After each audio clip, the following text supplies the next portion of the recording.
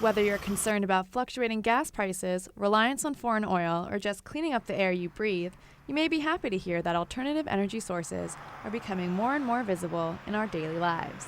One University of Florida student is doing her part by driving a hybrid car. So why did you decide to drive a hybrid car?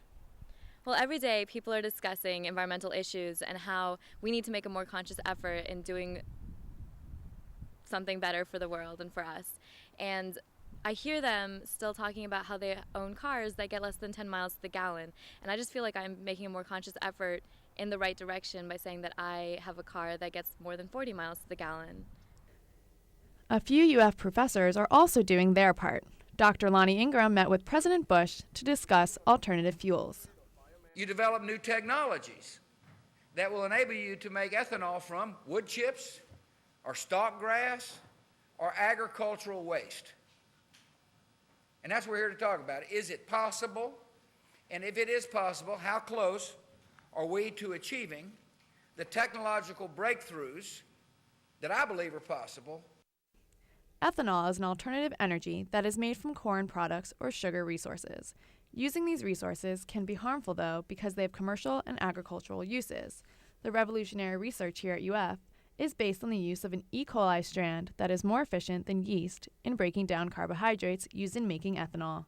The yeast will not utilize other sugars like the pentoses that are part of what we call cellulosic biomass, whereas the bacterial systems that have been developed here will very efficiently and rapidly convert those resources to ethanol and other products. Alternative energy is created from small products that in turn produce large effects. Another University of Florida professor just received a $2.5 million grant from the state of Florida to help fund an alternative energy pilot plant that eventually will be small enough to fit in a closet.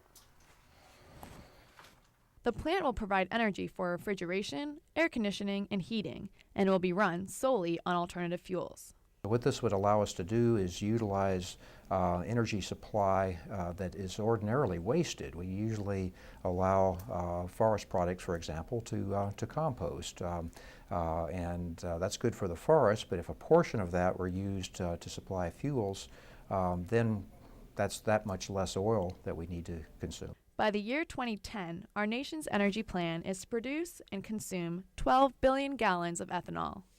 It feels really good. I'm really glad to say that I'm actively doing something for us and for our future. Danna, WUFT News.